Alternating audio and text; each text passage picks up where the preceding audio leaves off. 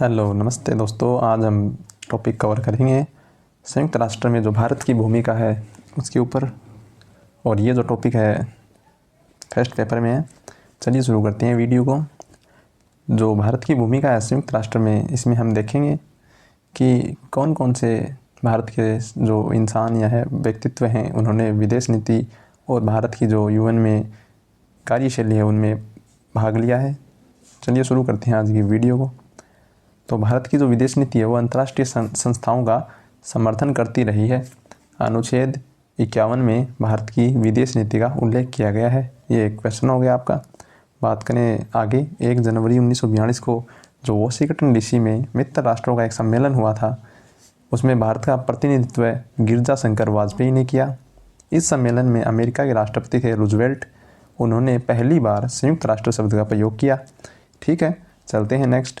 UN है, जो UNO संविधान निर्माण है ना, यूएनओ संविधान निर्माण हेतु अमेरिका के सैन फ्रांसिस्को में एक सम्मेलन आयोजित किया गया जिसका नाम था सैन फ्रांसिस्को सम्मेलन।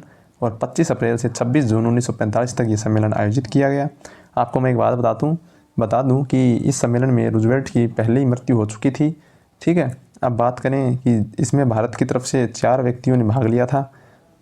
वो है निम्न है। पहला है रामास्वामी मुदालियर, ये ब्रिटिश भारत का प्रतिनिधित्व कर रहे थे। अब बात करते हैं वीटी कृष्णामाचारी, ये देशी रियासतों के प्रतिनिधि थे। अब देखिए जो फिरोज खान नून है वो भी ये इनमें भारत की तरफ से गए थे, लेकिन बाद में पीएम बन गए पाकिस्तान की। ठीक है, लेकिन आपको ये 2 व्यक्तियों के नाम याद रखने हैं, रामास्वामी मुदालियर, उसके बाद है वीटी कृष्णामाचारी जो देशी रियासतों के प्रतिनिधि बनकर यूएनओ में गए थे। अब देखिए आगे, जो यूएनओ के जो चार्टर पर हस्ताक्षर किए गए वो 26 जून 1945 को किए गए और इस दिन को महान दिवस घोषित किया गया था। याद रखना, प्रश्न आ भी जाए तो याद रखना 26 जून सबसे महान दिवस घोषित किया गया। अब देखिए जो 15 अक्टूबर का दिन आया 1945 का, इस दिन पोलैंड भी यूएनओ का संस्थापक सदस्य बन गया, क्योंकि पोलैंड ने 15 अक्टूबर 1945 को यूएन चार्टर पर हस्ताक्षर करके इसकी सदस्यता और संस्थापक सदस्य दोनों बन गया। ठीक है, अब बात करेंगे भारत के संदर्भ में। तो भारत ने यूएन चार्टर पर कब हस्ताक्षर किए वो देख लेते हैं। तो 24 अक्टूबर 1945 को तो यूएन स्थापित हो गया, लेकिन 30 अक्टूबर 1945 को भारत ने इसकी सदस्यता ले ली थी। ठीक है, और बात करें भारत की तरफ से अनुमति किसने प्रदान की, तो ब्रिटेन ने की। और महासभा में भारत का जो योगदान है वो देख लेते हैं, यानी पहला अंग है महासभा। अब देखिए महासभा का जो वार्षिक अधिवेशन होता है वो प्रतिवर्ष सितंबर से दिसंबर तक होता है। ठीक है, और इसके जो अध्यक्ष है ना, इनका चुनाव सदस्य देशों द्वारा किया जाता है। ये जो अधिवेशन होता है इसका जो अध्यक्ष होता है इसका चुनाव सदस्य देश करते हैं। महासभा के जो सदस्य देश हैं वो करते हैं।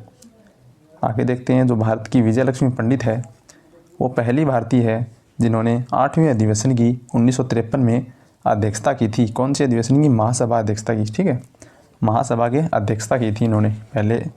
ये आप याद कर लेना, इंपॉर्टेंट है, प्रश्न पूछा भी गया है पीछे वाले एग्जाम में 2nd ग्रेड में। अब देखिए जो प्रत्येक देश है ना वो महासभा में 5 प्रतिनिधित्व भेजता है अपना, यानी 5 इंसान भेजता है, 5 IRS भेजता है। IRS मतलब IFS भेजता है, इंडियन फॉरेन सर्विस, या फिर मान लो कोई ऐसा व्यक्तित्व जिसको पूरा नॉलेज हो अपने फील्ड का, विदेश नीति का। ठीक है, अब देखिए जिसमें से एक स्थायी प्रतिनिधित्व होता है 5 में से, एक तो होता है परमानेंट जो होता है अपना, उसके बाद 4 जो उसके सहायक होते हैं। अब देखिए जो महासभा में भारत के प्रथम स्थायी प्रतिनिधित्व जिन्होंने किया वो है समरसेन। इंपॉर्टेंट क्वेश्चन कर लो, प्रथम है, यानी महासभा में भारत की तरफ से प्रथम स्थायी प्रतिनिधित्व कौन थे? वो थे समरसेन। चलिए चलते हैं आगे। अभी आपने अभी तक चैनल को सब्सक्राइब नहीं किया तो सब्सक्राइब कर लीजिए और वीडियो को लाइक कर दीजिए।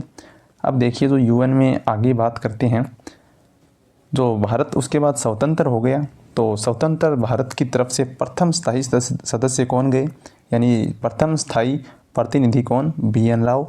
ये भी इम्पोर्टेंट है, BN राव से तो जो भी क्वेश्चन बने वो इम्पोर्टेंट ही बनता है। ठीक है, अब देखिए जो वर्तमान में महासभा में जो भारत की तरफ से स्थायी प्रतिनिधि हैं वो है रुचिरा कंबोज। याद रखना, इम्पोर्टेंट है। और प्रथम महिला स्थायी प्रतिनिधि भी यही है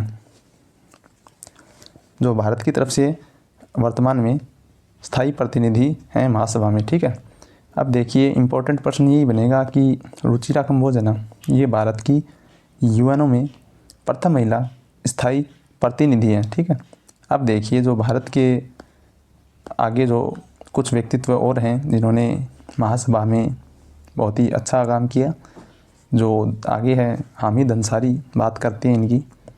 ये उपराष्ट्रपति थे उस समय, इन्होंने 2 बार स्थायी प्रतिनिधि महासभा का किया है। पहली बार किया 1993 से 95, उसके बाद 1995 से 1997 के बीच किया। अब देखिए नेक्स्ट जो है, महासभा को सर्वप्रथम हिंदी भाषा में संबोधित करने वाले व्यक्ति कौन? अटल बिहारी वाजपेयी, 4 अक्टूबर 1977 को किया। ठीक है। और 32वां अधिवेशन था ये महासभा का, याद रखना है। अब देखिए जो महासभा है इसको संबोधित करने वाले प्रथम पीएम पूछ ले जो हिंदी भाषा में है, वो है यही है, अटल बिहारी वाजपेयी हैं, सेम ही है। उस समय ये विदेश मंत्री थे, याद रखना। प्रथम बार किया 1977 में तब, और उसके बाद 2002 में किया, और 57वां अधिवेशन था। ठीक है। तब ये प्रधानमंत्री बन गए थे। इसके बाद हम चलते हैं और आगे, तो बात करें पीएम मोदी की। तो मोदी जी ने 2014, 15, 19 इन 3 अधिवेशन में तो हिंदी में भाषण दिया, लेकिन 2020 में अंग्रेजी में भाषण दिया। ठीक है। और 4 बार ये महासभा में संबोधन दे चुके हैं। अब बात करें आगे, तो 24 अक्टूबर 1966 का दिन था। उस दिन MS सुब्बालक्ष्मी ने महासभा के स्थापना दिवस पर शास्त्रीय गायन प्रस्तुति दी थी। ठीक है। ये भी भारत की एक महिला है, शास्त्रीय गायन है। अब बात करें भारत में सुरक्षा परिषद जो अंग है, उसमें जो भारत की भूमिका रही वो क्या रही? अब देखते हैं दोस्तों, सुरक्षा परिषद में जो सुरक्षा परिषद है वो यूएन का एक ऐसा संगठन है जो सबसे शक्तिशाली अंग है, क्योंकि अंतर्राष्ट्रीय क्षेत्र में किसी भी देश की कोई प्रतिबंध या फिर युद्ध की घोषणा या कोई सैनिक कार्रवाई करनी हो, यानी युद्ध की घोषणा ये नहीं करता लेकिन सैनिक कार्रवाई करता है, तो उसका अंतिम निर्णय सुरक्षा परिषद का ही होता है। ठीक है। इसमें 5 स्थायी सदस्य होते हैं और 9 अस्थायी सदस्य होते हैं। बात करें आगे, अब देखिए जो प्रारंभ में 5 परमानेंट मेंबर थे और 6 अस्थायी सदस्य थे, यानी 5 तो थे परमानेंट मेंबर और जो 6 सदस्य थे वो अस्थायी थे। 1965 में क्या हुआ, इनकी संख्या 10 कर दी गई। ठीक है।